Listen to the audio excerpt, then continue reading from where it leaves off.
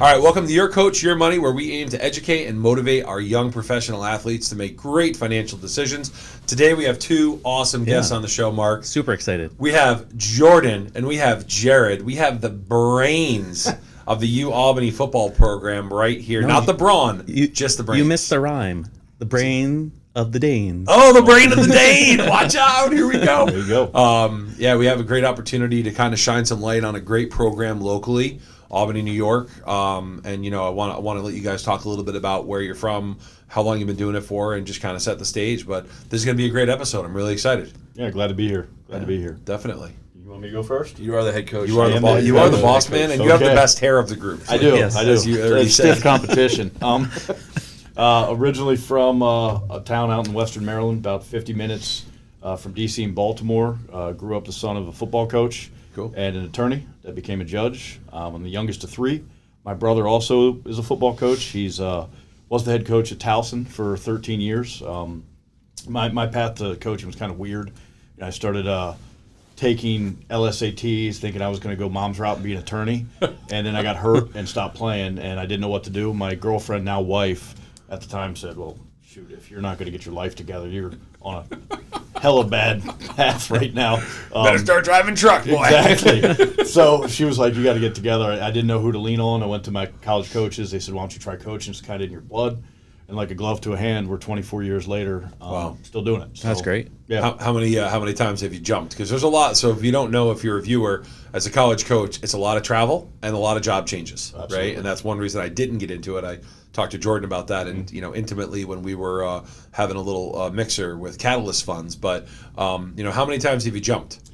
So I started there at Shepherd, went to Delaware, left Delaware to work with my brother at Towson, went back to Delaware.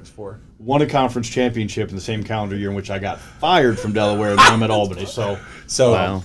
For the life of a college coach, 5 over 25 isn't actually too bad. Right. Bad. My expectation was about 13, 14. no, That was my expectation. The Towson was a decade, and the crazy thing, I tell people in Saratoga, that's where I live, that my son, he's 7, has lived in 4 different houses already. Wow, Which, that's tough. Yeah, it has been kind of, but It's like being a military family. Exactly. Yeah. But like when you're that young, you're resilient. You don't know any better. My now 15-year-old daughter, when we moved from Delaware, she didn't talk to me for 2 months. So a little bit different. All my best friends, Dad. Yes, exactly. You know what? She doesn't know this yet, but she's got an amazing network now Right. that she's going to be able to build on as she grows. Yeah, and like it's kind of like a built-in conversation when you're a kid and you move to a new school. Yeah. You think, I don't have any friends, but then you're automatically interested if you move to a place. Like I'm from Maryland. It's very transient. You could go to schools anywhere in Maryland. You got those government workers. Sure. So everybody's coming in from out of town. Yeah. You move up here to Saratoga Springs, there's a lot of people. You're a blue streak. Yeah. You've been a blue Exactly. streak for life. Exactly. What was it So- about the Albany program that attracted you? It was the one that offered me a job. Oh, all right. Oh, that's simple. money. Yeah, I interviewed. I had 3 interviews lined up. We got fired.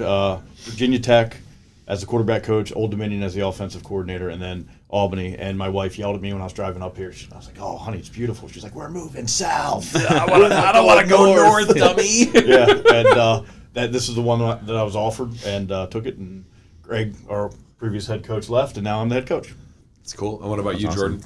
Yeah, so I always wanted to be a football coach. So it was from, crazy, I know. When I actually applied to colleges on my resume, my mom was furious because my objective was to get a college degree so I could be a football coach. She's like, no school's going to accept you with that objective. I was like, but I'm not lying. That's what I wanted to do. So I played high school ball, knew that I couldn't play at the highest level, so it was either Division III to play or go start my career as a coach. Yeah. The gentleman who recruited my high school from the University of Miami sat down with me. We talked. He's like, you come in as freshman, you work as a student assistant coach, and that started in the 2005 season, and I've been part of college football since. That's awesome. My path is a little bit more crazy because as a non-player, kind of have to build your resume up and get everybody to believe that you know what you're doing with the lack of experience of playing actual college ball. Right. So you have to always prove that you know ball. Your knowledge. Well, it's very, very evident that as I talked to Jordan, his knowledge level was very similar to mine, and I was like, okay, I like this guy right away. We hit it off. I'm like, I feel I'm talking to a teammate right now, you know? Yeah, especially as a kid from the Jersey Shore of New Jersey, going down to the University of Miami, and your first job is in the wide receiver room at the University of Miami. You better know what you're doing. Yeah, they'll challenge you. You know, you got Devin Hester and guys that played in the league sitting next to you, and you're just like, okay, this little guy from Jersey, he better know what he's telling me, or I'm gonna give him some crap. George was a guy that kind of made me, and toughness wise, and Mark will probably admit to this, but I got a really hard head. I'm very stubborn, and George, knew that as well. So it's one of those things where you kind of learn and you kind of grow every day. But I know Mark will be asking questions too, but one of my biggest things for you guys is, what's your biggest challenge as a college coach? Is it connecting to kids? Is it recruiting? Is it just the lifestyle? And give me your hardest thing, so that when college athletes watch this, they'll see it maybe from the other perspective and trying to prepare for it. Right. I think there's a couple fronts that are challenging. The goalposts keep moving in college athletics. Yeah. And trying to transition as many times you have to with, we went through a phase where you couldn't have money involved, and it was just scholarship. Nothing. No money. No money. And Nothing. then we went into a phase where they were doing cost of attendance, where they were getting money over top of the scholarships. And now you're in this realm where you can't pay for play, but you can pay guys to either come or pay guys to stay. Yep. And it's an odd world with that, keeping up with it. And then, just the nature of kids. Like, the youth now has more access to things that are well beyond their maturity because of cell phones. 100%. When we were kids, we had to experience it, figure it out, live through it, and then learn from it. And now they have these phones that, thank God they didn't have when we were young, because you can record everything with videos and pictures. I think half of the generation working right now would either be under arrest or not have the job they have. No question. And we had the disposable cameras, and it was always a guess what was going to turn out on those. But these kids, their attention span's this long. So having meetings and teaching them complex concepts in football, it's hard to hold their attention span. So you got to be a good public speaker. You got to have energy about you all the time. You got to change it up. It's the days of just yelling at kids, to hard-headed guys, to get them to do what you want to, is tough. But the relation to kids is not hard, as long as you try to remember what it was like in your experiences go through college, because that doesn't change. Well, I would imagine the money complicates it even more because of the kind of immaturity of youth with money. Oh, yeah. And not having it, and then all of a sudden having this massive wallet in some cases, and, oh, wow, I can buy everything. Right. Even beyond that, it's the money chasing. Yeah. Right. So everybody I always can go to a better school. Everybody, and the money is prioritized over the actual experience, the education, the camaraderie, the culture with the team, and actually playing. Like, there's a lot of guys in a lot of higher schools that have enough money for backups and for guys, so the people are chasing money as an answer, and then they're not realizing how much they're going to miss football when they're sitting on the sideline. Giving away relationships, giving away because football's not forever. Right. That's one thing kids need to learn right away. Like death and taxes. Right, death and taxes. Right, you're not going to play forever. And when you do transition out, you might have made a little bit of money, 50, 60, 70 grand a year. It's not life-changing. No. In that moment, it's life-changing, right? But then when you've given up your network, when you've given up the relationships, like if I had a great relationship with you as a head coach, but I'm going to trade that for an extra 50 grand, and the head coach may hate me, now it becomes a pretty big problem. Now, who's my network when I get done? Right. Or the guys that could have developed at a lower level for another year. Right. Now they're missing out at that potential big check in the NFL or the opportunity to play at the professional level because. I mean, and again, I go back to the relationship. The NFL side, the odds of getting that big check are so poor. Right. But maybe you connect with somebody like I did, like Joan with the Giants.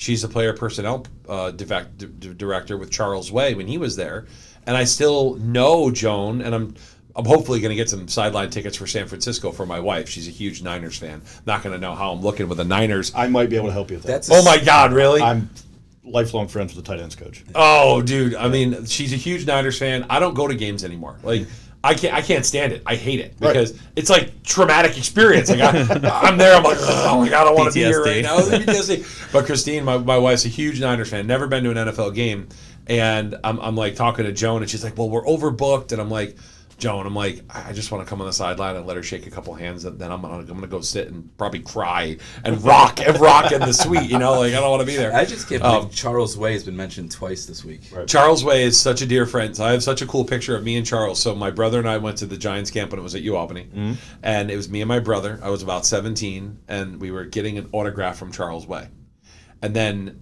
6 years later, I was on the other side of the railing with Charles. Right. And then signing my brother's autograph, right? So it was like Charles is such a transient guy, and he's such a great guy.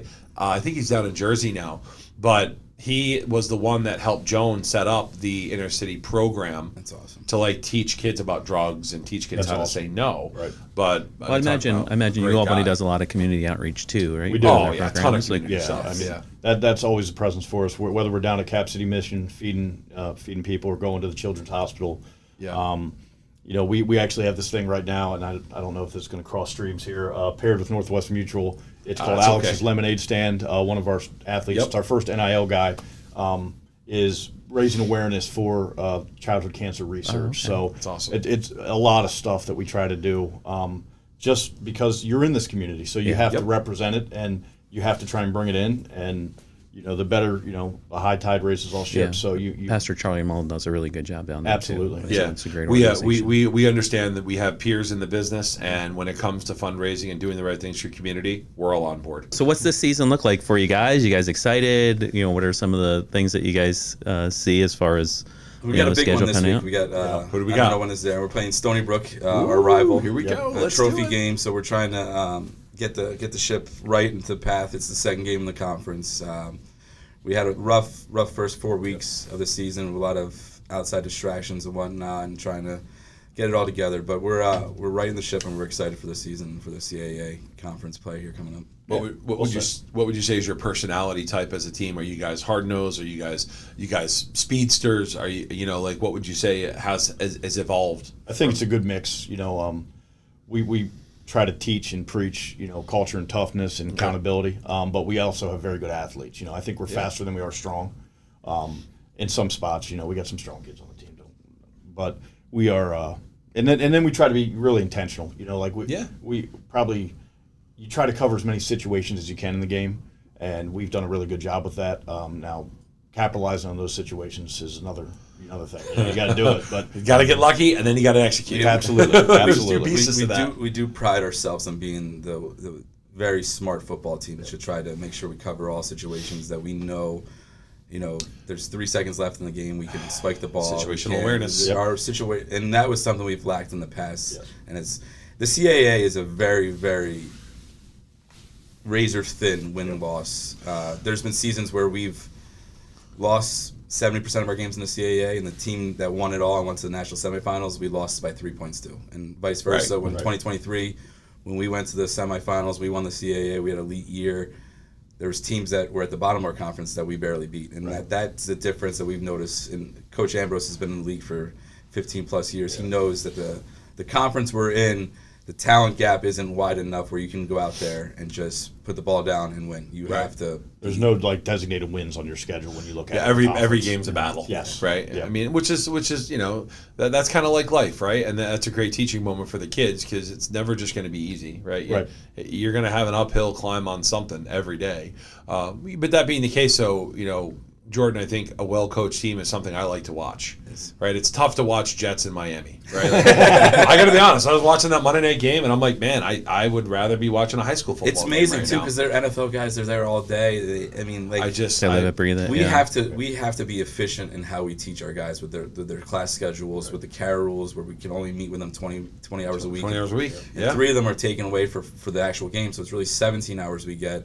Yeah. They have a full course load. If they go below the full course load, they can't play. So we have to be efficient. We have to find ways. And to see NFL teams struggle with that is like Coach Pasquale said, it's really, really hard to win a Division I football game. Like it is super hard. It's not easy, and that's why again I love what Fran's doing in Syracuse. I love what you guys are doing, which is you're doing the right things locally, and I think Mark brought that up about the community side, because the community member is what we're trying to develop.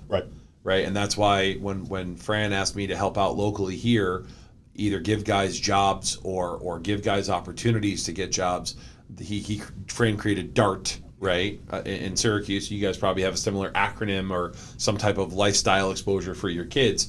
As you pull that veil back and you see your seniors graduate, are you seeing them be successful in the community? Are you seeing them go grab jobs or maybe coach or play at the next level, either it be semi-pro or maybe CFL or maybe NFL? Are you seeing that transition? Absolutely. I mean, awesome. We have one alum who lives up in Queensbury who's developed his own commercial real estate business. That's wicked. We got guys in the finance world, we got guys in law enforcement, we got guys all over. Great. But as athletes, you spend so much time, calculating and organizing your time through education, football. Yep. It's hard. And then when you get out in the real world, you're probably able to combat a little bit more because you're used to dealing with more. And it leads to success. And I think that's like probably universal in college athletics with all sports. Yep. But specific to Albany, I'm always loving when, our last home game, we had a celebration of the guy who started the program, and I turn around and the guy was the center for the first year when I was here, gives me a hug. He's shed so much weight and he's doing so well. But it's moments like that makes the job worth it. Yeah. It's also cool is we have 4 guys on staff that were all ties to when Coach Pasqualoni and Coach DeLeon were at Connecticut with us. Yeah. And one of the former players, he played in the NFL for 10 years, finished, and he's like, what do I do now?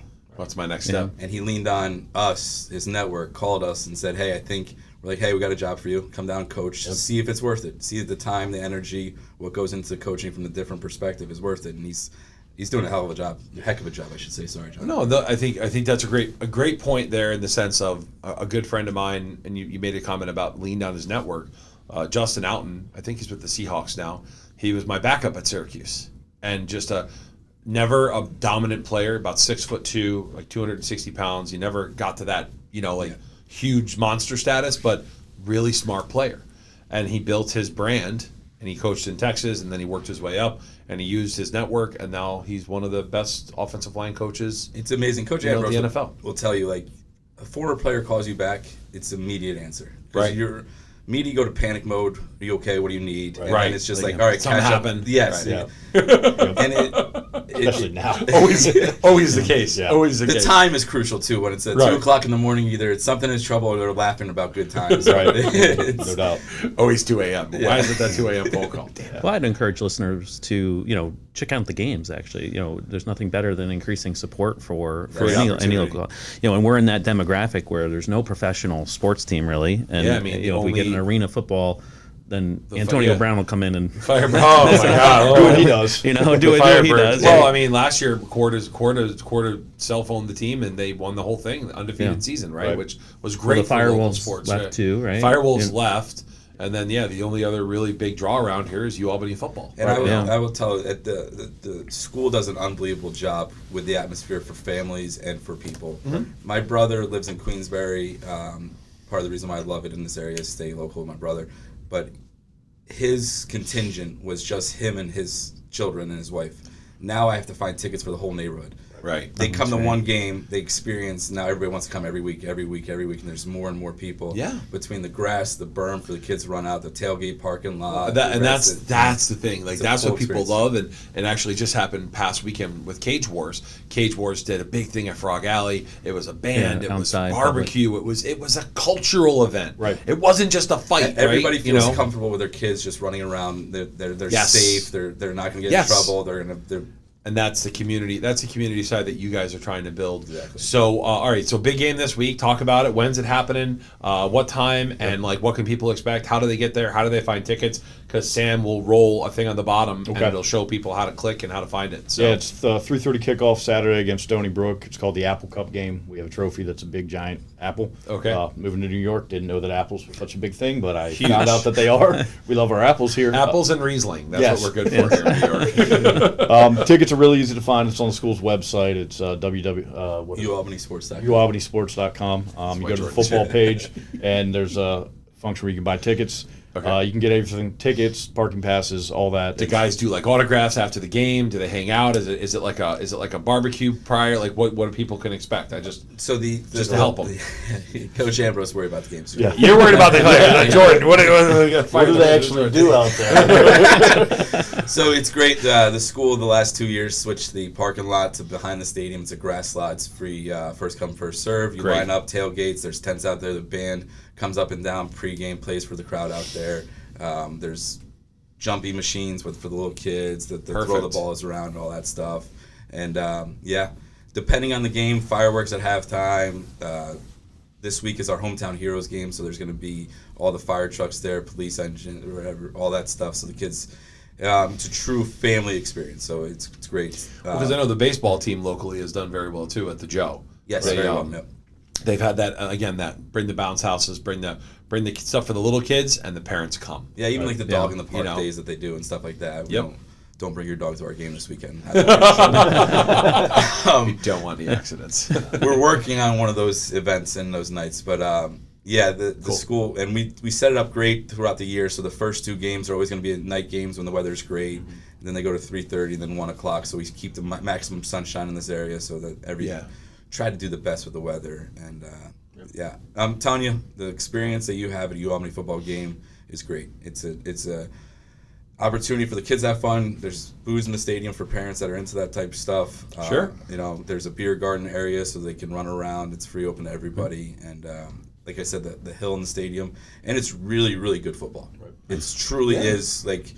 You're not watching the Division Jets and Dolphins on Wednesday night, right? No. Is that It's Division I football with NFL talent caliber kids that could have the opportunity to play at the Power 5 level and play in the NFL. I mean, Drew Smith played for you guys 10 years ago, and he's a trainer at Metabolic. He beats up my poor wife every morning when she goes to work out, right? Yep. So there's definitely NFL talent on Jared your team. Ambrose is the reigning defensive rookie of the year, played for us for two years. So who are you seeing with this, group of athletes coming through that's, kind of stepping up a little bit? And who's the next big thing? Oh shoot, it's hard to tell. Don't we go. Anybody goes, I don't want people leaving. I haven't developed enough NIL money yet to. You don't want to blow them up too much, Mark. Yeah, we'll just say someone on another team, so they'll poach from them. The running back from Stony Brook's pretty good. Let's get him out of the conference this week. Get him out. Move him up. Push him to the UNC. All right, so I'll rephrase it. Who's the big competition this year? Who's the team that's going to be a challenge? Like we said, every week is tough. So. Stony Brook was 8-4 last year. Right now they're 2-3. 2-3. Okay. Rhode Island right now is playing at a really high level. They're a program that's kind of been on the come up for a couple of years. I think they're 4-1. Yeah, October 18th. That's that game. Yeah, that'll be our home game after that's this home one. game as well. Yep. That'll be a good one to go to. Oh yeah. I like it. How do we get you in the stadium and not have a panic attack? Do you have to sit up top with me? So it's funny you ask that because every time I go you somewhere, put him in the mascot outfit. Yeah, I kind of hide in plain sight. Yep. So 2 years ago, Joe Burton, a dear friend of mine, he's one of my teammates. He had me come back because Syracuse for a while they really failed the alumni. Of the former players, and for a while it was really no communication, no contact, and then NIL came into play, and all of a sudden alumni became important again, right? Because now it's like they have businesses, they have money, and they started Legends Days. They said Legends, they did a lot. So when Joe brought me back, we actually started sitting in the box, and that helps me a lot because I being in a big crowd of people, it's not easy for me, right? I'm a large human. A lot of eyes on me, and I kind of stress out when that. People look at me, and it's like, I'm 6'6" and 350, and I could crush you if I wanted. But when you got 80, 90, 100 people all looking at you, you get a little squirmy. You don't like it. So I usually sit in the box at Syracuse, and then if we do a local event, we'll sit kind of away from everybody and just wave and hello, how you doing? And being on the sideline though, it'll probably be okay, but. That's the thing is I love giving back is I love helping local teams, local programs. I'll stop in. I stopped into Colony a few times. I stopped into Shaker. I'll probably stop into Shenandoah, and I'll talk to the kids and I'll talk to them about like overcoming some things that they may not think they can overcome, right? Because I'm a guy that was local. I'm from Colony. I got to play at Syracuse and I got to play with the Cowboys, right? That's the odds of that happening are poor. Usually it doesn't happen. Yeah. But I think the opportunity for a kid to see that story is real, and you just got to apply yourself. Exactly. Absolutely. You're going to need guys like Jordan who were taught by Coach DeLeon, right? Because they have those understandings of what it's going to take to play at the next level. Well, then it's transition of that passion and that skill set into industries like ours. Yes. Right. And a lot of athletes tend to fare very well in the sales industries. The rigorous. It's that schedule that we provide and that discipline. And goes light years beyond when an employee hires a football player. They always come to me and they're like, he is awesome. Yeah. Well, I mean, I think I was going through one of my old books I had from Dallas, and I found one of my old schedules. And Sperano, God rest his soul, his son is with the Dolphins, I think, right now. Started at Albany, Sperano. He was at UAlbany. And Tony would give us the schedule for the day, and it would be 5:45, and literally every 15 minutes was accounted for until 9:30 at night. Yeah. When you would get your 30 minutes of, I'm going to call my wife or girlfriend and then start the day over. I used to bust chops. I worked for a Randy Edsel disciple, and we'd have the coach's itinerary be just like that. And Yeah. I'd go, so when can I go to the bathroom? Right. So when do I? When is my- so I have to wear my adult diaper all day? When am I allowed to actually go to the bathroom? Because I can't go. So there's a lot of great names here we talked about. Just want to say again, thank you very much, UAlbany football, for showing up. Please visit UAlbany. What's the website again, please? UAlbanysports.com. UAlbanysports.com. For all tickets, the lacrosse games, basketball games are great as well. We have to support our local sports programs, and we're starting to build some momentum in the local area with connecting sports and community. And as we're doing that with football, we're doing that with Cage Wars, we're doing that with baseball, we're doing that with semi-pro football in the Firebirds, right? So a lot of great things happening in the local area. Again, we are here to educate and motivate our young athletes to do great things in their life, and ultimately, we're trying to help. We're trying to give them experiences that they don't already have. So, thanks for tuning in. We hope you liked and enjoyed our episode. You can always reach us at Iron Tree Financial at CeteraIS.com, and please come check out our new space, 19 British American Boulevard, Latham, New York 12110. And as always, it's your coach And your money.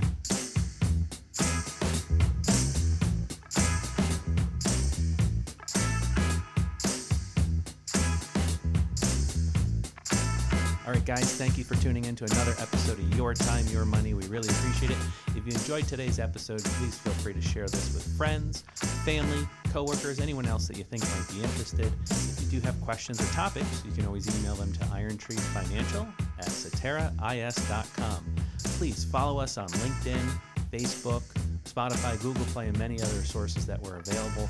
And you can reach us at 844-444-YTYM. And as always, it's your time and your money. Cetera Investors is the marketing name of Cetera Investment Services. Securities and insurance products are offered through Cetera Investment Services, LLC, member FINRA, SIPC.